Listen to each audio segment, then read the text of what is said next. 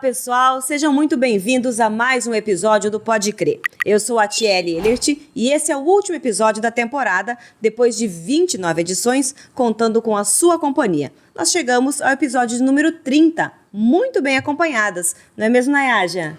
É isso mesmo, Tiele. E o convidado do último podcast da temporada Pode Crer, você já conhece. Temos a honra de receber o empresário, presidente do Sistema Comércio de Mato Grosso e idealizador deste podcast, José Venceslau de Souza Júnior. Seja muito bem-vindo, presidente. Olha, muito obrigado, é uma honra estar aqui, né? Então, só corrigindo a Nayaja, né? Eu não sou o idealizador, né? Somos nós, né? É esse time maravilhoso que nós temos aqui no SESC. Então, nós pensamos juntos e a gente autorizou essa ideia brilhante dessa equipe maravilhosa. Então, para mim é uma honra, né?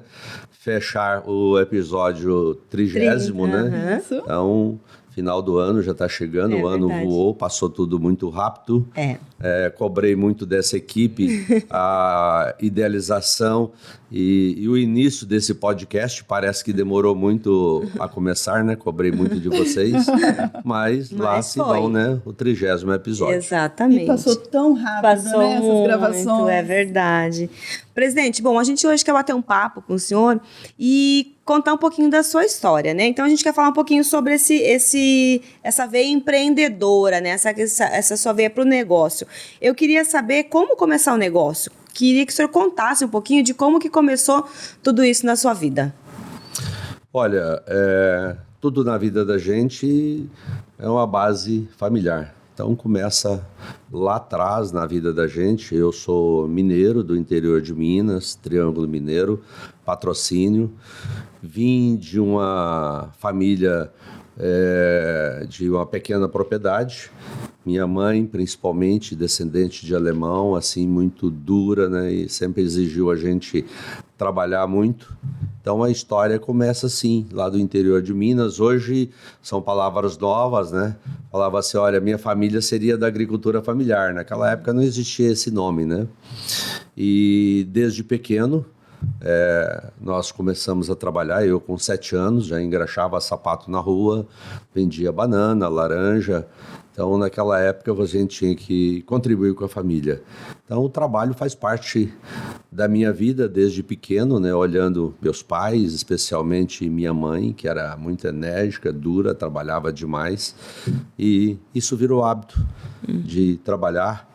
E eu lembro que na minha cidade a gente fez aquele primeiro curso de datilografia, né? Antigamente tinha que ter curso de datilografia, né? Não esqueci as letras até hoje, né? A, S, D, F, G, né? E eu tenho o hábito até hoje de digitar no computador sem estar olhando no computador, tá aqui olhando aqui e digitando, né? Meus filhos brincam, falam, pai, no WhatsApp, você é muito lerdo, né? Olha, pega uma máquina de escrever que eu sou bom, hein? Vamos ver quem ganha, né? Então as coisas vão mudando tanto. Eu lembro quando eu tinha uns 11, 12 anos, fui jornaleiro, entregava jornal na minha cidade também. E minha mãe arrumou um emprego para mim numa empresa de contabilidade. Mas, menor de idade, sem experiência, naquela época, ela pagava para o contador para mim trabalhar. Olha só. Você vê como que é coisa, né? E ali chegaram as primeiras máquinas elétricas de escrever. Então, uma máquina elétrica de escrever, o teclado normal, você põe o dedo em cima e fica. A elétrica, você não pode encostar o dedo nela, né? E ali eu aprendi a trabalhar nessa máquina. E eu acho que uns 6 meses depois, o famoso rádio falava, olha, Frigorífico Dourados está precisando de auxiliar de escritório. Minha mãe me ligou e falou, olha, hoje à tarde você não vai no serviço, não, pega a sua bicicleta, o frigorífico era uns 15 quilômetros, né? E lá vai eu lá. Eu chego, tinha uma fila de jovens como eu, uma fila imensa lá. Cidade pequena, um serviço, um frigorífico que pagava bem na época e registrava, todo mundo queria trabalhar. E essa fila andou muito rápido. Quando chegou a minha vez, o encarregado, o Dr. Malzir, ele me trouxe um papel e falou assim, olha, você tem 15 minutos para datilografar isso aí. Eu sentei na máquina e comecei a bater. Não foi 2 minutos, ele chegou e falou, pode parar. Eu falei, doutor, o que aconteceu? Ele falou, o serviço é seu. Você Eu viu? fiquei assim, ele falou assim, você foi o único cara que chegou aqui e não colocou o dedo no teclado. Porque quem chegava e punha o dedo no teclado, as teclas travavam todas. Então você é o único cara que chegou. Eu pensei, pô, valeu a pena minha mãe ter pago para mim trabalhar, né? Como é importante essas experiências. Exato. E aí entrei nesse frigorífico. Naquela época ele já dava emprego para mais de 1.000 pessoas da cidade, auxiliar de escritório, departamento pessoal. Eu não tinha carteira de trabalho e eles me cobrando essa carteira de trabalho, cobrando. E até que eu fui... Um dia eu não vim trabalhar a parte da manhã, fiquei lá, tirei a minha carteira de trabalho. Quando eu chego lá, eu entrego. Isso era mês de maio, justamente no mês que eu fazia aniversário. E aí eu voltei ao departamento pessoal, que era eu mesmo que registrava, mas entreguei meu chefe. Quando ele olhou a minha idade, falou, você fez 14 anos agora? Hoje eu tenho 1,88 m, naquela época eu já tinha 1,82 m, né? Aí eu falei, eu tenho 14 anos. Falei, pois é, você vai ser mandado embora porque aqui no frigorífico não admite ninguém menor de 18 anos, porque naquela época a gente tinha que servir o exército. E na minha cidade tinha um tiro de guerra, né? E assim, ele foi lá, consultou a diretoria falou, pode mandar embora. E esse doutor Malzir, que era um economista, ele morava em Uberlândia e ele dava... consultoria para o frigorífico 3 vezes por semana.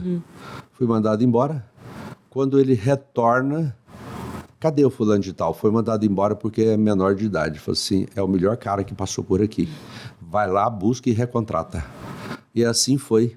O pessoal me chamou, os dias que eu fiquei em casa à toa, registraram minha carteira. E aí começou minha carreira ali nesse frigorífico. E eu iniciei como auxiliar de escritório, departamento pessoal, e servi o exército, que era o tiro de guerra, trabalhando ali. E quando eu fiz 19 anos, eu era assessor do presidente do frigorífico. Então foi o cara que teve uma sessão mais rápida dentro do frigorífico. Eu lembro quando eu fui pedir demissão para o doutor Elias, para vir embora morar no Mato Grosso. Ele falou, você é louco. Tem cara que trabalha com nós aqui há 30 anos e você já passou todo mundo, você vai para o Mato Grosso? Eu falei, vou. Resumindo, com 19 anos, final de 1979, eu cheguei aqui em Cuiabá. Meu irmão já estava aqui. É isso que eu ia perguntar, por quê? Por que a decisão de vir para Mato Grosso? Eu tenho um irmão mais velho que eu, já tinha vindo 2 anos antes, né? Justamente para abrir loja de material de construção. E ele precisava de mais mão de obra, né? Então, lá vai eu saindo de lá e vindo para ser sócio dele aqui. Presidente, como que era, assim? Porque a gente sabe que lá, o pessoal do Sul, ele veio muito para cá, para agricultura e tal, né? Lá em Minas, qual que era a visão que se tinha, assim, de Mato Grosso? Eu vim para Cuiabá. Por que... Olha, no final da década de 70 e 80, principalmente lá no Sul, então tinha carros de som, microfone, convidando o sulista para vir aqui para o Mato Grosso, que aqui tinha terras baratas ou até terras de graça, né? Sim. Então, várias empresas do Sul que vieram para cá. Lá em Minas isso não aconteceu, não. A visão não tinha essa propaganda do Mato Grosso. Eu tenho um primo que ele trabalhava em Brasília, na Tigre Tubos e Conexões, e lá em 77 ele foi transferido para Cuiabá. E ele esteve lá em Minas e falou, olha, a terra do futuro é Mato Grosso. Cuiabá está crescendo, expandindo muito rápido.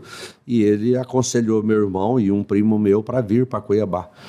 E nós nunca mexemos com material de construção, então eles vieram assim, no peito e na raça, abriram a primeira loja e em 79 eu vim para somar com meu irmão e nós abrimos a nossa primeira loja em 1979, eu tinha 19 anos. 19 anos. Empreender não é fácil, né, presidente? É desafiador, ainda mais no começo. Queria saber como que foi, quais foram os desafios que o senhor teve quando... Na verdade, a loja já estava aberta, né? Mas quando o senhor entrou nessa sociedade, como que foi esse processo? Foi desafiador? Na IAD, hoje são muitas palavras novas, né, que tem, né, empreendedorismo. Então, mas na verdade era necessidade.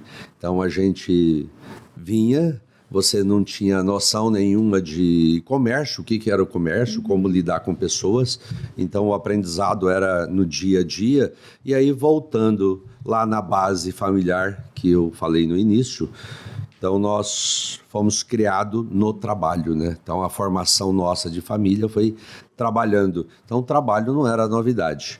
Então, ali, eu e meu irmão, nós, junto com alguns pedreiros, construímos com as próprias mãos a primeira loja nossa, né? Era um terreno alugado, ali na Fernando Correia.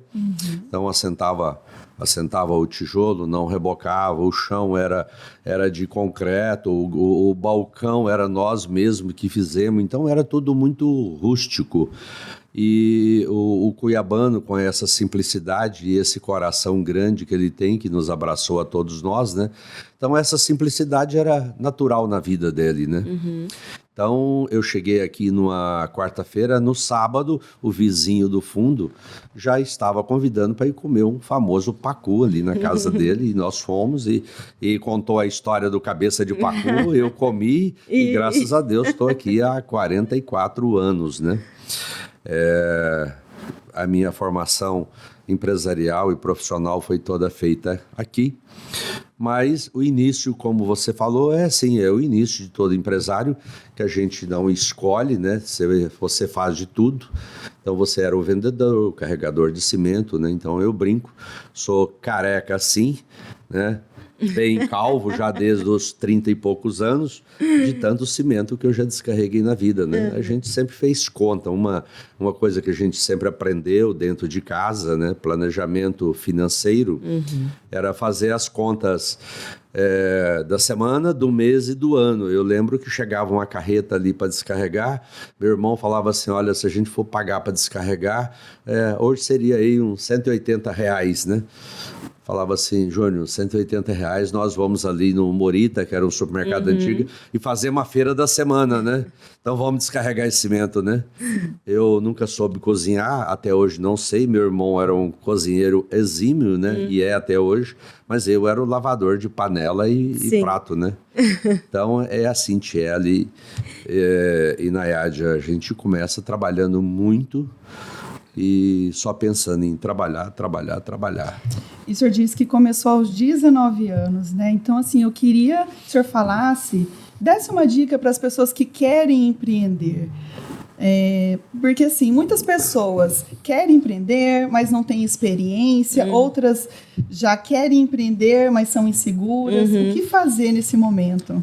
Pois é, como eu falei, lá no passado a gente não tinha esse vocabulário nem essa experiência, né? Então hoje, empreender, primeira coisa é planejar.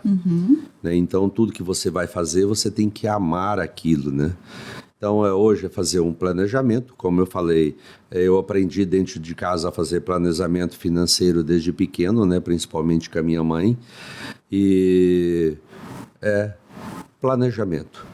Planejamento, você se especializar naquilo que você se propõe a trabalhar, porque o trabalho é para uma vida, né? A gente tem que estar trabalhando e nada melhor do que aquilo que você faz e ama, né? Então eu chego às vezes em casa cansado e minha mulher fala, e aí, como é que foi o dia? Foi puxado, do jeito que eu gosto, né? Então, fazer o que a gente gosta não cansa. Então, planejamento financeiro, planejamento em tudo, a médio e longo prazo. E hoje a gente tem que se especializar, procurar nós, do Senac, fazer um curso de especialização numa área que você está visualizando ele, ou o próprio Sebrae, que ajuda as pequenas e médias empresas, para te dar uma visão global. Hoje mudou muito, né? Então hoje nós temos aqui um celular na mão que você tem um alcance mundial. Só para vocês terem uma ideia, naquela época que nós chegamos, um telefone em 1979, um telefone fixo, era uma raridade quem tinha. Então você imagina você abrir uma empresa sem comunicação nenhuma. Nós não ficamos 4 ou 5 anos sem telefone. Porque naquela época um telefone, além de ser muito caro, você entrava numa fila e esperava anos.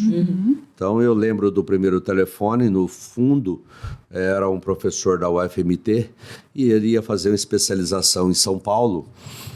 E ele ia ficar por lá uns 3 ou 4 anos. E foi lá e procurou. Falou, olha, eu tenho um telefone disponível e tinha linha, porque ele era do fundo da nossa empresa. E aí, quanto que é um telefone? Só para você ter ideia do que custa. Ele falou assim, olha, vocês vão lá na Chevrolet e compram um carro similar ao Corolla. Então, hoje um Corolla aí custa aí em torno de uns 130, 140 mil. Claro, nós não tínhamos dinheiro, fomos no banco, fizemos um financiamento, compramos o carro e entregamos para ele, e foi o primeiro telefone da empresa depois de 4 ou 5 anos. Então, para você ver como que era difícil a comunicação. Então, hoje, as pessoas veem a gente onde está, falam, pô, esse cara... chegou no... Que sorte, né? Muita sorte, né? Não, mas tudo que acontece por trás. É muita luta, planejamento, e o empresário, principalmente, quando você abre uma empresa, isso é muito importante falar. A gente começa a comprar produtos, por exemplo, eu compro de uma empresa de porcelanato, ela te dá um prazo de 30, 60, 90, 120 ou até 150 dias, né? E você faz uma promoção e você vende aquilo em 15 dias. Quer dizer, você colocou dinheiro no caixa da sua empresa. E é o grande erro da maioria dos empresários, que vê um bom dinheiro no caixa e fala, poxa, estou bem de vida, estou rico. Já compra um barco, compra um carro melhor, mas aquele dinheiro não é seu. Aquele dinheiro é uma antecipação que você fez uma promoção e ele entrou. Esse é o grande erro que a maioria dos micros empresários que começa a entrar dinheiro no caixa, e tem que lembrar que aquele dinheiro não é seu, aquele dinheiro é da indústria, que ainda tem muita duplicatas, impostos, encargos sociais e compromissos financeiros. Então, nessa história minha de 44 anos, eu já vi muito empresário que começou junto comigo, e logo o cara estava com um carro bom, já tinha comprado um barco para ir para o Pantanal. Falei, e aí, você não vai trocar de carro, não vai comprar um barco? Eu falei, não posso. Mas aquele dinheiro em conta não era meu, era da empresa. Então, a gente tem que separar muito bem pessoa física e pessoa jurídica. E eu acho que isso está muito ligado à desorganização, né, que o senhor disse. E muitas empresas, no começo mesmo, elas já fecham, né? Porque não tem essa organização. É verdade. São dados do Sebrae que de cada 100 empresas, depois de 5 anos, 80 empresas fecham.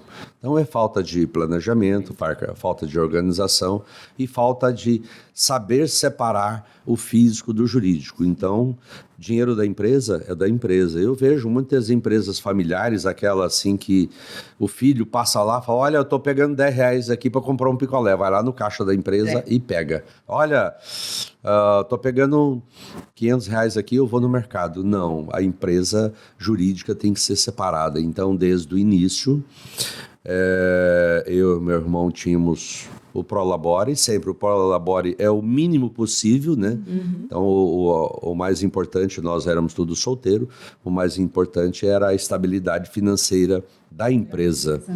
Então, naquele tempo, a gente morava no fundo da empresa, tinha um barraquinho de madeira ali, eu já falei, eu tenho 1,88 m e a telha Eternite ali tinha 1,90 m, então eu quase encostava aquele calorão. Eu falei, por que nós fizemos um barraco tão baixo, né? Por que já não fez eles com 2,5 m?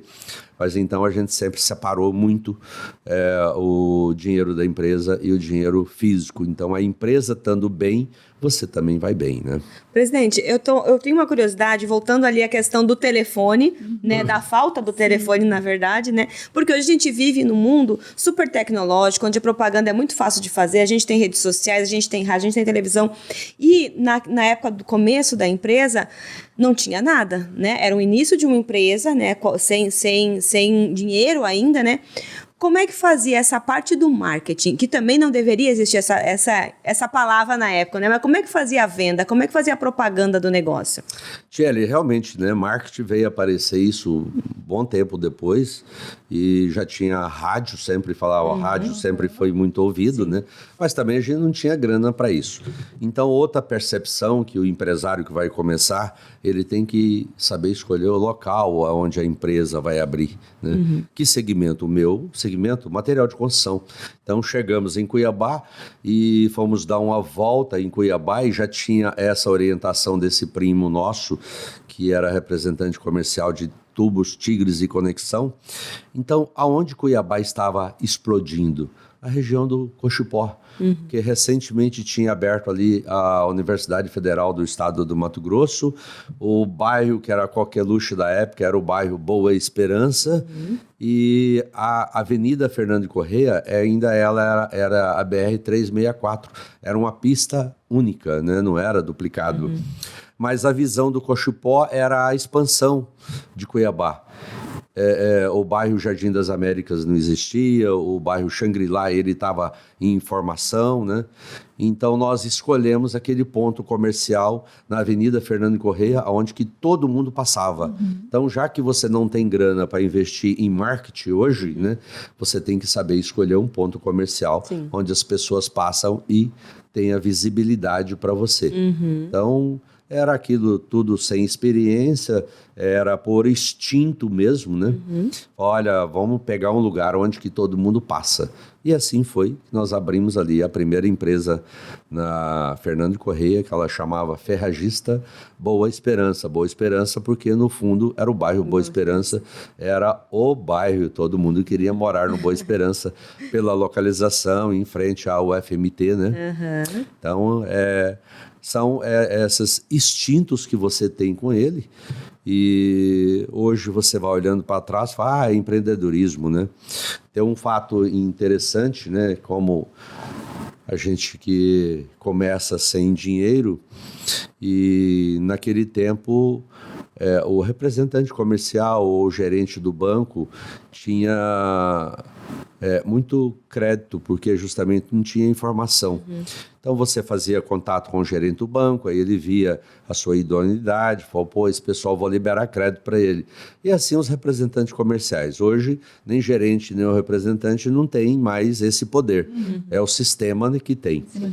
Mas você chegava na sexta-feira, eu e meu irmão somávamos as duplicatas para pagar na segunda-feira, não tinha grana.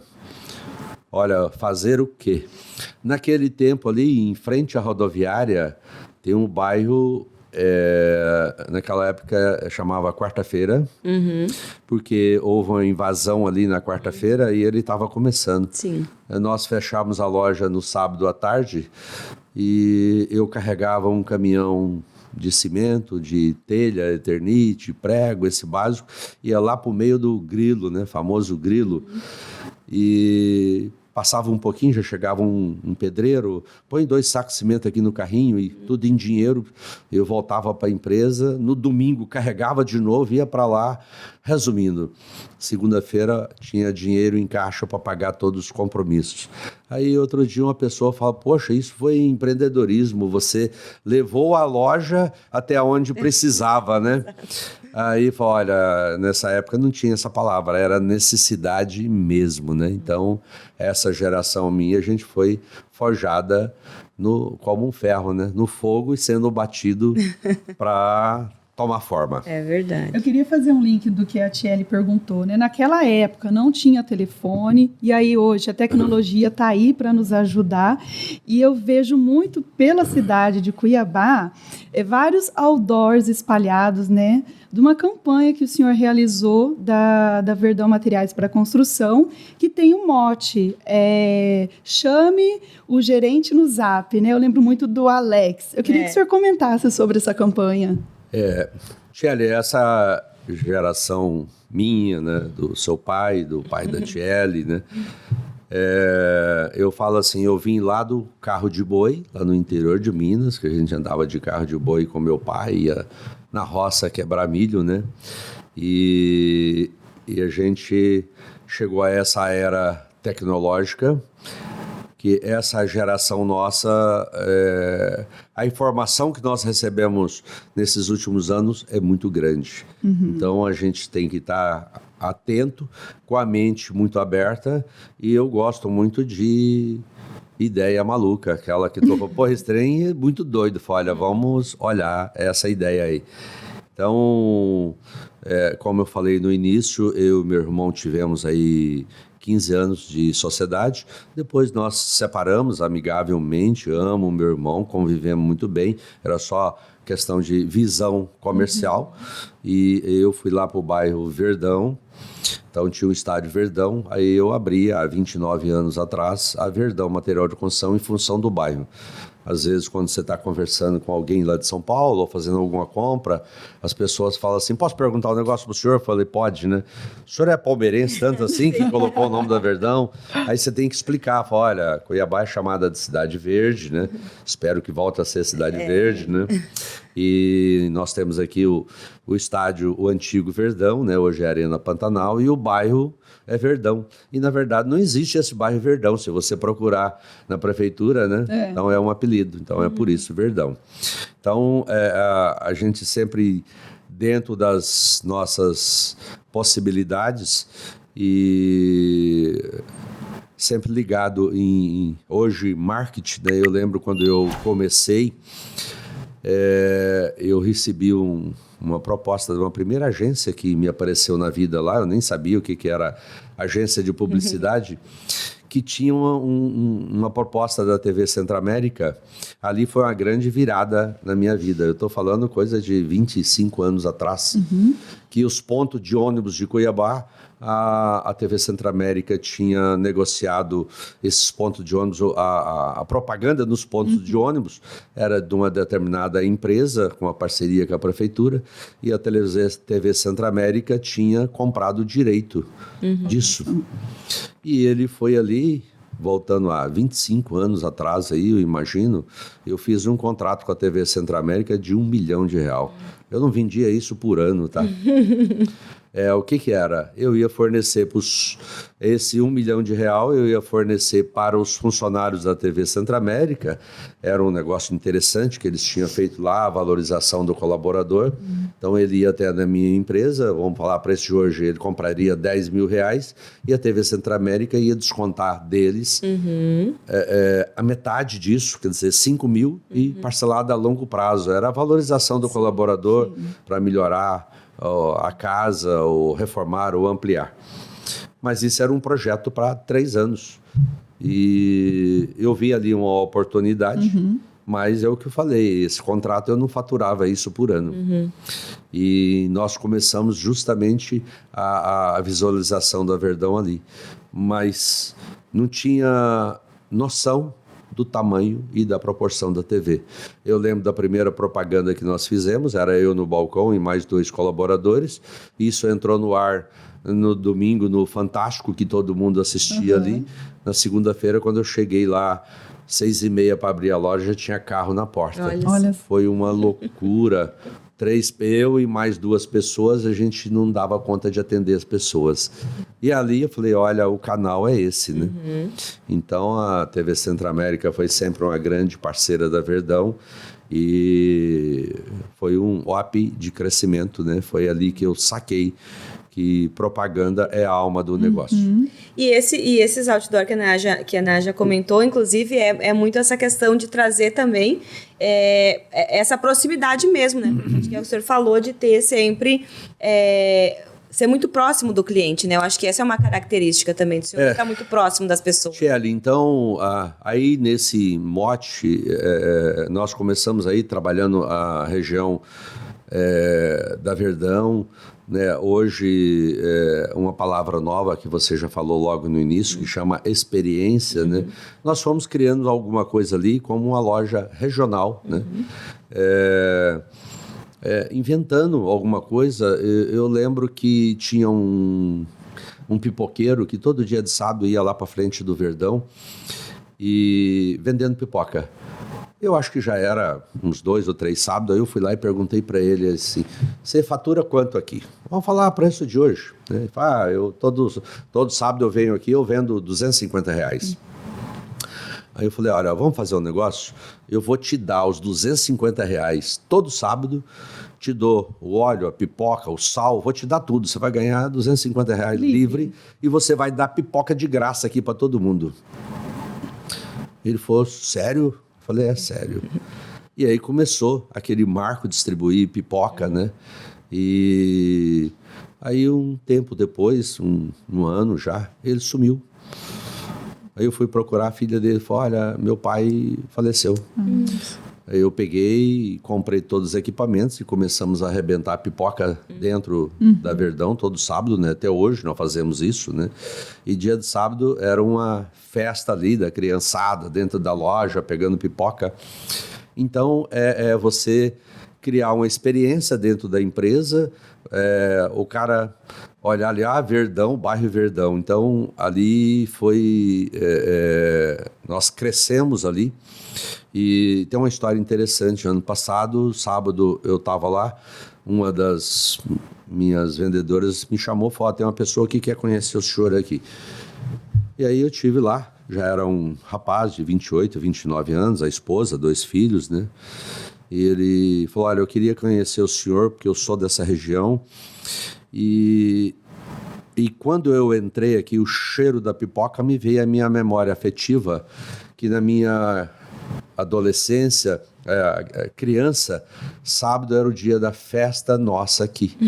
E nós vivemos aqui dentro da loja do senhor no sábado e nunca nos foi negado uma pipoca.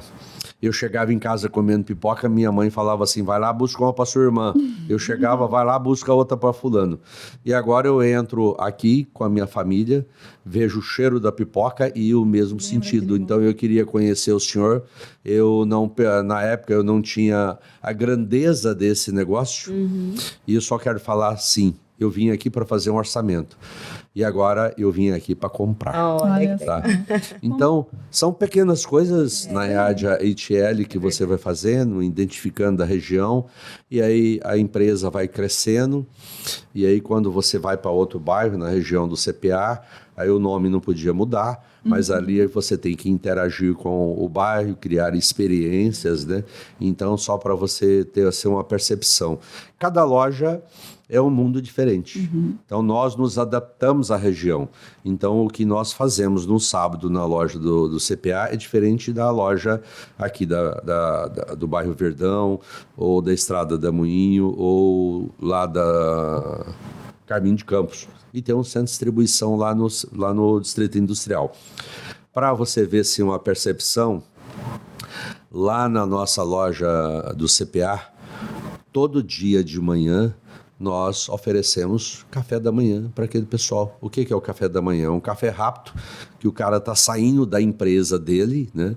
Ele passa ali e pega um pão, um lanche, um suco, um café. É a região. E a gente vai se adaptando, né? Então, a nossa matriz abre às 8 horas. Lá já abre 15 para 7. Porque no passado a gente tem que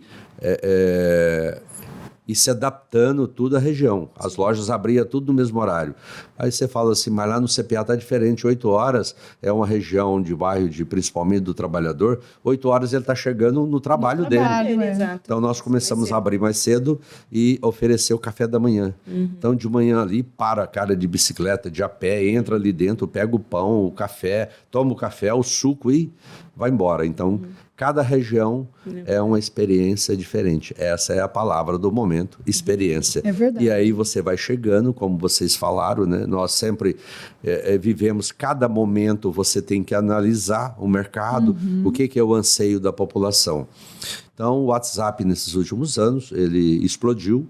Então, nós, nesses últimos 2 anos, nós colocamos entre Cuiabá e Várzea Grande aí, eu acho que foi 42 outdoor, né?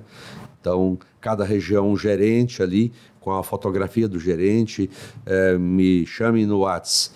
Mas você também tem que ter a percepção que tudo vai passando, esse momento. Então, nesse momento, nós já desativamos os outdoor, dos 42 outdoor, deve ter 12 e ele vai ser zerado, vem uma nova mídia, porque com o passar do tempo, o outdoor faz parte da paisagem. Sim. No início, quando Tem que você trazer passa, novidades, né? chama atenção. depois de um tempo aquilo ali você passa e você nem mais vê. Então, isso também chama empreendedorismo. Sim. Tudo que antigamente falava assim, que time que está dando certo não se mexe. Hoje não.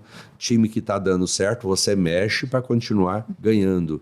Então, você tem que ter a percepção e a hora de fazer a mudança. Sim, então, não é nada com ad eterno. Então, você está sempre inovando. E a palavra do momento é experiência. Então, vem uma nova experiência a partir do ano que vem na Verdão. Legal, bacana. Presidente, o senhor tem uma rotina super corrida, né? De empresário, de presidente do Sistema FEComércio. E eu queria fazer uma pergunta um pouco mais pessoal agora. Que hábitos ou que rotinas que o senhor tem para manter o foco? O senhor é uma pessoa que nós todos concordamos aqui que tem muito fôlego, muita vitalidade, né? Que faz muitas coisas durante todo o dia. Que hábitos que o senhor cultiva para ter, né, toda essa energia para trabalhar e para cumprir todos os compromissos que o senhor tem? Inclusive, a gente precisa dessas dicas. Exato. Porque a gente comenta que nós não temos a sua energia, presidente. Olha, a primeira coisa é fazer o que gosta, né? Então, lidar com pessoas é maravilhoso, eu amo pessoas, né? Então, essa é a primeira coisa, a gente não pode fazer aquilo que você não ama. Verdade. Não tem que amar. Né? Realmente, eu tenho várias empresas, né? Não só material de construção, então a gente mexe com agronegócio, você mexe com construção, você mexe com... Enfim, é uma série de empresas que a gente mexe e há 6 anos atrás eu fui induzido a cair dentro do Sistema S. Né? Sim. Eu não tinha nem tempo, a família nem queria, mas devido aos fatos da época acabei assumindo e eu sempre tive, dentro das minhas empresas, fama de formador de líderes, dar oportunidade para as pessoas. Ninguém cresce sozinho, você tem que fazer uma equipe. Então, essa equipe trabalha e a gente tem que valorizar essa equipe, né? Você tem que massagear o ego, é o que a gente faz aqui, né? Elogio vocês, o time todo, né? Então, ninguém faz nada sozinho. Então, você tem que ter desapego, aprender a criar líderes, dar oportunidade para as pessoas, né? Então, é assim que a gente vai tocando as empresas, vai formando líderes. Todo mundo tem que ter uma oportunidade na vida. Então, eu tive a minha oportunidade, agarrei ela com unhas e dentes, como eu falei para vocês lá atrás, quando eu tinha 12 anos de idade. E tudo que eu entro com muita vontade. Eu chego em casa, às vezes minha mulher fala assim... Vamos sair? Vamos embora, tô pronto, né? Visto uma roupa e vamos sair.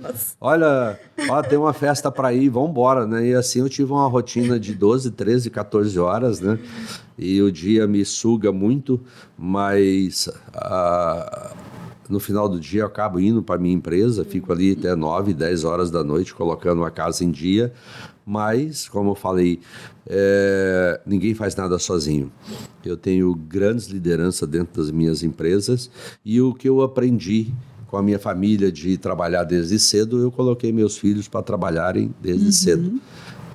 O limite foi 10 anos de idade. Então, quando eles fizeram 10 anos, foi fazendo 10 anos, vieram para dentro da empresa, varrendo o chão, organizando estoque e claro, né, sempre estudando, né? Eu lembro de um fato que eu recebi uma fiscalização do Ministério do Trabalho.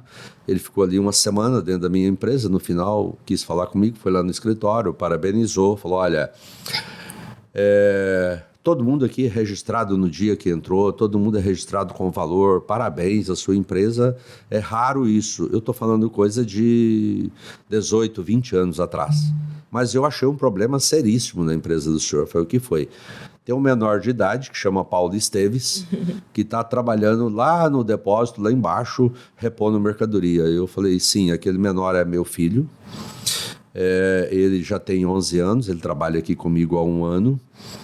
Mas não pode, menor. Aí eu peguei o telefone, interfonei lá embaixo, falei, Paulo, vem aqui no escritório. Paulo esteve lá, aí apresentei ele, falei, Paulo, conta pro fulano aí, aonde você estuda? Ah, no São Gonçalo. O que você faz nos dias vagos seu? Ah, tal dia eu tenho aula de inglês, tal dia aula de violão, e quando eu não tenho nada, eu venho trabalhar na empresa. Foi dia de sábado, ou não, dia de sábado é dia de folga. E julho, e dezembro e janeiro, nós vamos para a fazenda e ficamos o tempo todo lá. Então eu falei, olha, eu aprendi a trabalhar muito cedo. Meu filho com 10 anos veio para aqui, tem mais 2 que quando fizer 10 anos. Então eu ensinei meus filhos a trabalhar desde cedo. Eu nunca dei mesada para os meus filhos, eu paguei salário. E a educação que eu tive em casa eu transmiti para os meus filhos. E casei, a minha mulher também é mineira, veio de uma família também que o lema deles é trabalho, né? Então, isso tudo que a gente faz é porque você tem um suporte por trás. Então, dentro das nossas empresas, está ali meus filhos, minha esposa, né? Meus filhos Paulo, Tiago e Rafael, e minha esposa Márcia, que faz todo esse suporte, essa estrutura para trás, que sem essa base familiar, a gente não faria nada. E a gente tem que proporcionar para as pessoas essa chance na vida, né? Eu estou olhando o meu celular aqui, porque eu vou falar para vocês, eu todos os dias de manhã, eu faço as minhas orações, né? Sou uma pessoa temente a Deus. E olha o que eu estou olhando aqui, para quem não está me vendo, eu estou olhando no celular, é que eu tenho 3 coisas na minha vida: ser generoso, ter gratidão e dar oportunidade. Então isso fica aqui no meu celular, tá? Que ótimo. Então isso faz parte da minha vida. Então fala assim, ser generoso. A gente tem que retribuir isso. Eu tive gente generosa na minha vida. Ter gratidão, né? Então, eu tenho gratidão por todas aquelas pessoas que me ajudaram na vida. E dar oportunidade, me deram oportunidade. E é onde nós chegamos. Então, a gente tem que agarrar isso com unhas e dentes. E ao longo dessa vida, a gente veio plantando boas sementes em cima dessa mentalidade, cuidando bem das pessoas, tratando bem as pessoas, né? Falo, trata o próximo como você gosta de ser tratado. Com certeza. Então, eu plantei tantas sementes na minha vida, sem intenção nenhuma, era natural, e hoje eu colho tantos frutos, tantos que eu não consigo colher todos, né? Então, minha mulher brinca assim, né, comigo, fala, olha, tudo que você toca vira ouro, né? Eu falo, olha, até a natureza conspira a meu favor. Mesmo um passo errado como empresário, na outra semana aquele passo errado virou certo, né? Então, onde eu falo, aí a natureza conspira a meu favor. Mas é uma vida de formação, de cuidar das pessoas, desejar o melhor da vida para as pessoas, né? E sem intenção de nada em troca, mas Deus, a natureza é maior. Ela vê isso tudo e te recompensa, né? Você faz ela te devolve 100 vezes mais. Presidente, eu queria começar agora a entrar no assunto Sistema Fê Comércio. Porque o senhor comentou agora mesmo que há 6 anos atrás o senhor... Posso dizer que caiu de paraquedas? Pode. Caiu de paraquedas aqui, porque não era uma intenção, né? Não era um projeto seu, mas o senhor foi conduzido a esse cargo, né? Por meio de uma eleição.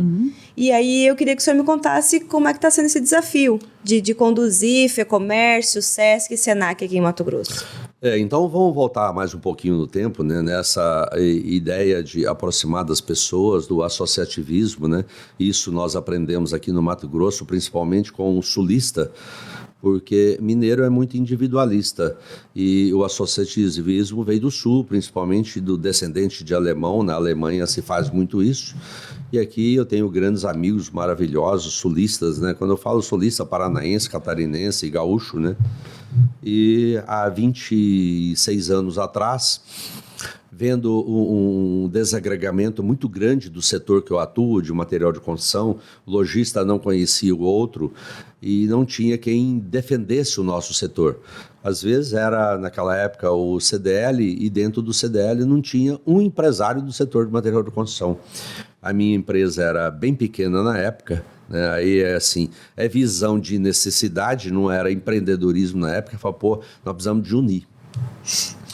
A Todimo já era uma empresa grande, a Bigolin já era uma empresa grande, e eu fui de porta em porta ali batendo, me identificava, olha, que é o Júnior da Verdão, ninguém nem sabia quem era. Olha, lá, seu Toninho, nós precisamos de unir, ter alguém, uma associação que represente nós. E assim, eu consegui unir o setor todo. Nós criamos a primeira coisa, a associação, que chama Acomac, e a Acomac tomou uma projeção muito grande. E depois de alguns anos, conversando com algumas pessoas, falou, olha, o setor de vocês é muito representativo no estado do Mato Grosso, né? Vocês têm que criar um sindicato. E nós, empresários, a gente sabe lidar com o negócio, nosso negócio, né? Comprar e vender e cuidar das pessoas. Sindicato, para mim, naquele momento, era assim, sindicato de empregado. Eu falei, não, mas nós somos empresário? Não, mas tem sindicato patronal. E aí nós conseguimos a abertura do sindicato patronal, a carta sindical, né? E com a carta sindical nós pedimos uma cadeira dentro da FEComércio.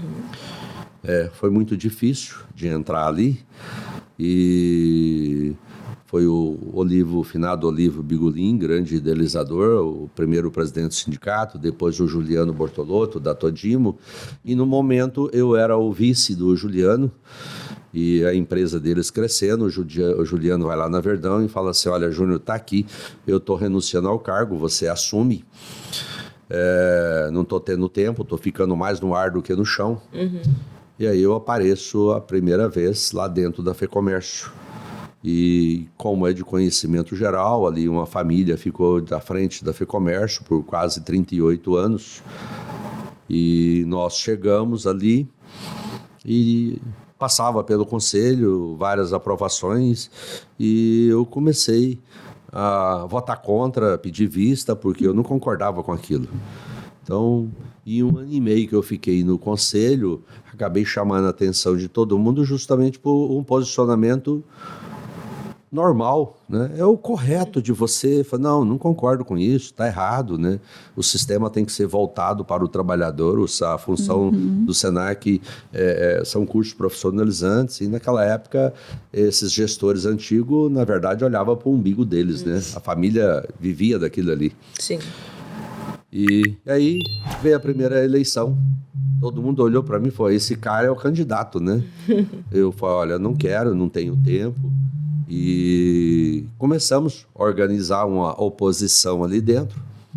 Então eu já tinha uma estrutura física dentro da minha empresa para as reuniões, eu indiquei X, não, faltava voto, indicava Y, faltava voto, e assim a única pessoa que ganhava por um voto era eu.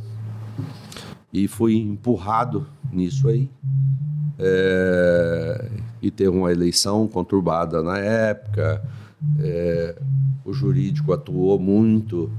Então, quem estava ali mamando há 38 anos não queria largar aquela teta, né? E aí nós ganhamos. Andei de carro blindado por 2 anos, porque era muita ameaça, né? Então, foi assim, o pessoal brincava assim, falou, pô, você é daqueles que entra por último do ônibus e pega a janelinha, né? Então, eu participei do conselho quase 2 anos, e aí sim, eu já virei presidente.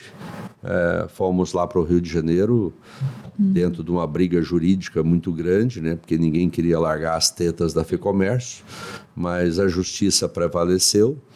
Então, já me apresentei no Rio de Janeiro, na CNC como presidente, me acolheram e nós começamos a trabalhar os primeiros 4 anos, mas é assim, como eu já falei, a gente não conhecia nada do sistema FEComércio, Sesc e Senac, chegamos ali, não tinha um papel na gaveta, não tinha nada, então a primeira coisa, falou, olha, vamos orientados ali pela CNC, vamos ver as melhores FEComércio do Brasil.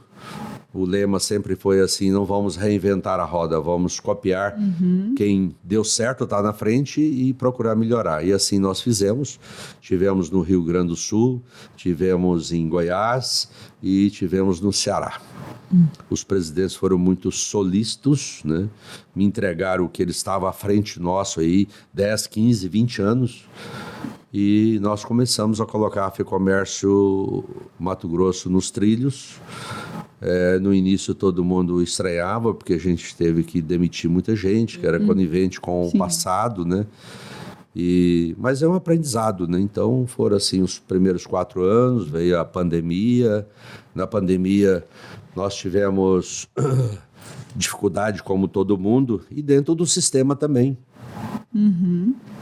Quero para lembrar para todos os nossos valorosos colaboradores, né? Um fato, quando chegou a pandemia, veio uma ordem da CNC que demite 50% de todos os funcionários, né? Eu lembro. E a gente ficou preocupado e pensa.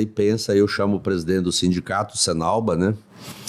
Quero fazer uma proposta para você, não vamos demitir ninguém, mas nós vamos cortar 50% do salário por 3 meses. Eu lembro.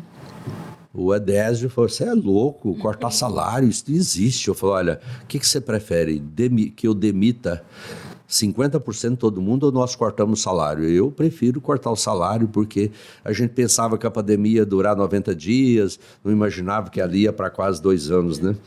E aí, a princípio, o sindicato não aceitou.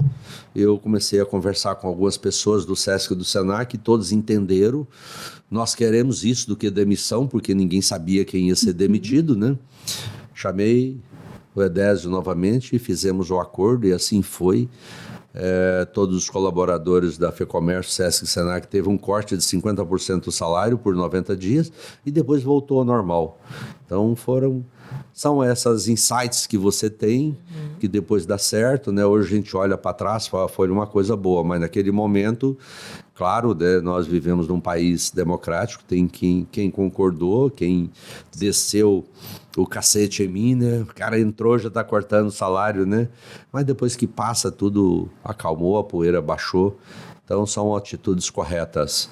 E ali, quando nós assumimos também, a FEComércio Mato Grosso, no ranking nacional aí da CNC, nós estávamos aí nos últimos lugares, né? Quer dizer, são 27 federações, nós éramos a 27ª. É verdade. Por quê? Não usava do sistema. Nós temos hoje nossos cases de sucesso, por exemplo, as nossas unidades móveis, né? Logo nos primeiros 15 dias eu recebo uma notificação da CNC para mim devolver a carreta Saúde Mulher. Eu nem sabia o que era carreta Saúde Mulher, fui entender o que era carreta Saúde Mulher, que nós fazemos mamografia, exame de Papa Nicolau, gratuitamente para a população. Mas por que vocês querem o carreta de volta? Não, porque vocês não cumprem as metas. E fui ver, a carreta realmente estava parada, guardada ali de imediato. Eu liguei para a diretoria da Santa Casa por conhecimento, relacionamento antigo, de envolvimento ali dentro, de investimento do nosso setor de material de construção, que é outro fato maravilhoso que nós fizemos lá. Falei com a esposa do Dr. Preza, falei, nossa, nós temos uma fila de mamografia aqui de 3 anos. Você tem uma carreta, um caminhão? Falei, tem aqui, pronto. E nós colocamos, eu pedi um prazo lá na CNC, me dá 90 dias. Com 30 dias nós já estávamos cumprindo meta, acabamos com a fila, aí começa a entender, a rodar com esse caminhão. Aí recebo também outra comunicação, devolve o caminhão Sesc Odonto. Eu falei, o que é isso? Nem sabia o que era isso. Fui descobrir, o caminhão estava aí com 4 gabinetes odontológicos parados, né? Então, é isso, são pequenas ações que hoje a gente olha para trás e vê a diferença, né? Então, é empreendedorismo, é visão, que eu trouxe uma visão empresarial para dentro do sistema. No início, grande parte dos nossos colaboradores não entendiam, né, o que a gente estava fazendo, mas eu imagino que depois de 6 anos, a grande maioria deve entender e valorizar isso, né? Com certeza. Então... Presidente, falando sobre o sistema, que o senhor, né, chegou e foi conhecendo durante todos esses anos, e hoje a gente, né, quem está dentro sabe muito bem a grandiosidade do sistema, de tudo que a gente faz, né? E a gente está levando para fora muito fortemente também esses serviços todos que o sistema oferece, né? Eu queria perguntar, porque a gente já está se encaminhando para o final do programa, a sua visão do futuro para o sistema Fecomércio, né?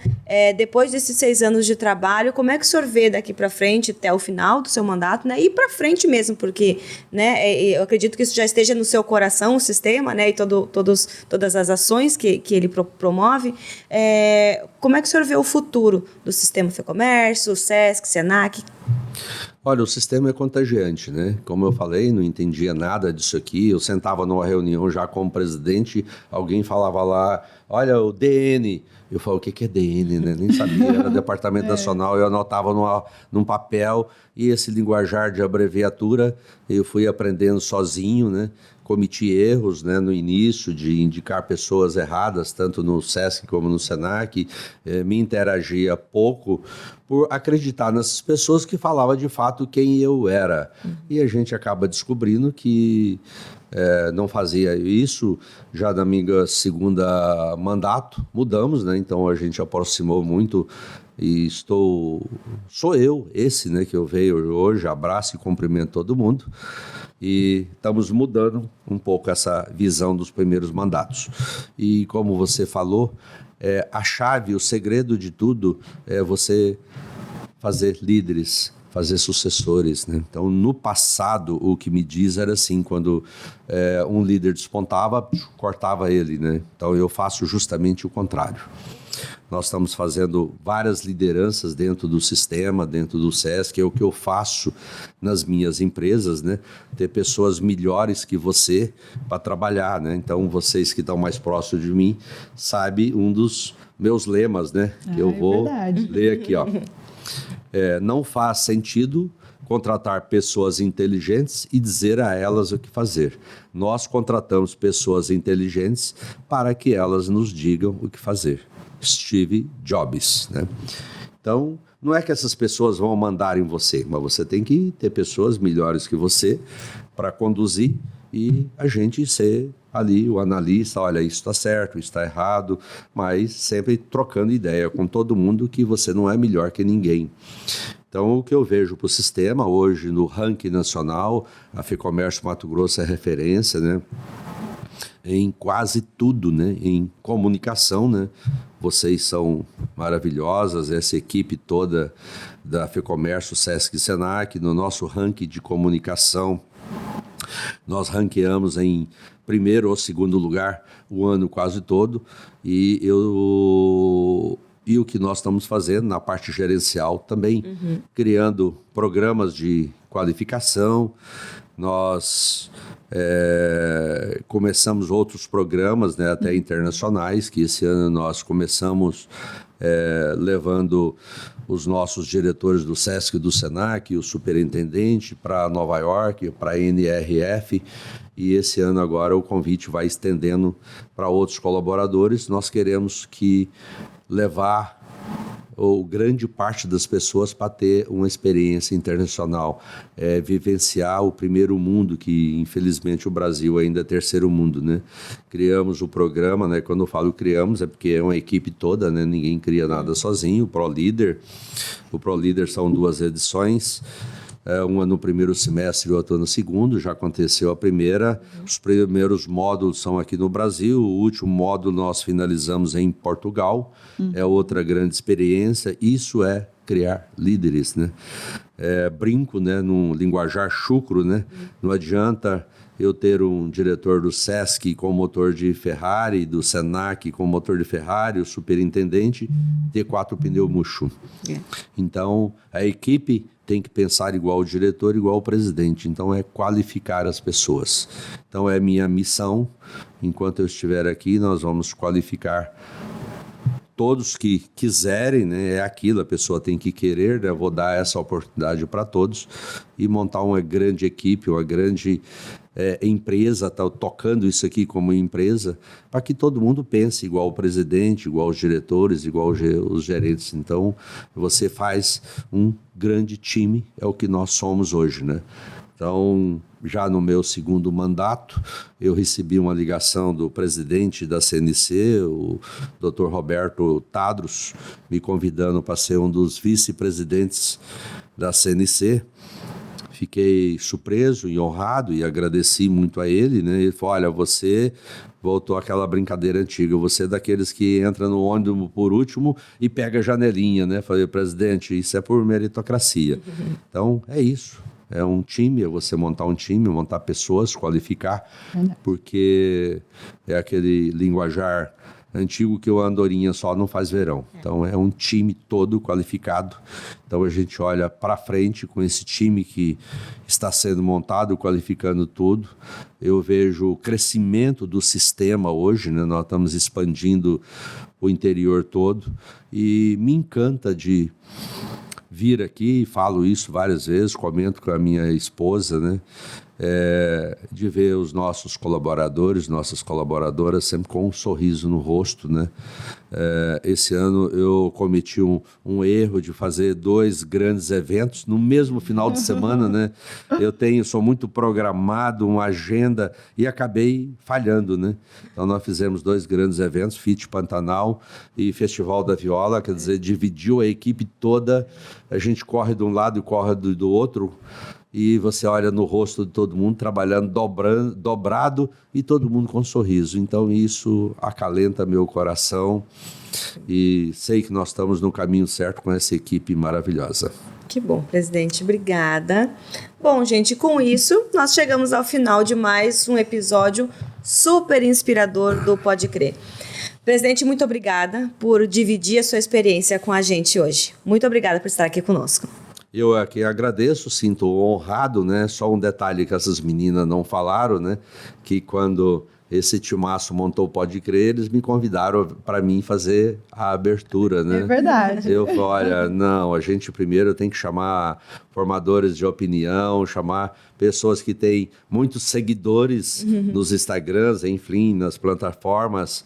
Deixa eu por último para chegar, porque tem muitas pessoas para vir para falar para todos essa audiência nossa. Então eu sinto honrado de estar aqui fechando esse ciclo do ano de 2024 e que 2025 a gente vem com muitas novidades, né? E parabenizar vocês, né? O Sandro, que não está aqui hoje, essa equipe que está por trás da câmera, né? Que eu sei que vocês disponibilizam muita energia, que fazer um Pode Crer parece que é fácil, mas não é, né? Isso aqui é pesado, né? Então, muito me honra e orgulho estar à frente da FEComércio e dos nossos braços sociais, Sesc, Senac e IPF, né? Orientando vocês, que vocês sabem o que fazer, né? A gente só valida. Então eu aqui agradeço, né? Desejo para vocês um excelente final de ano, né? O Natal com muita saúde, paz e amor em família, e o ano de 2025 aí com muita garra para a gente trabalhar mais ainda, né? Mais novidades, mais desafios para nós e continuar crescendo o nosso sistema, mostrando para a população mato-grossense o que somos nós, né? Que hoje é um desafio aí para a Nayade, a Tiele, o Sandro, a nossa equipe toda de comunicação das 3 casas, que nesses últimos anos nós trabalhamos assim muito para dentro da casa, organizando. Então agora é hora da gente trabalhar para fora, mostrar para a população mato-grossense quem somos nós, o que somos nós, porque a parte política eu faço ela, vocês fazem o operacional muito bem, e quando a gente fala da classe política, quem somos nós, o que nós fazemos, a grande maioria não sabe o que nós fazemos. Então agora chegou a hora da gente mostrar para fora quem somos nós, é o grande desafio de vocês todos, tá? Muito obrigado. Nós que agradecemos, presidente. E para você que nos acompanhou até aqui, aproveite para conferir mais conteúdos como este nas nossas redes sociais. Vamos seguir acompanhando de perto o trabalho incrível do Sistema Comércio e todos os impactos positivos que ele tem gerado para o nosso estado. Tchau, tchau. Tchau.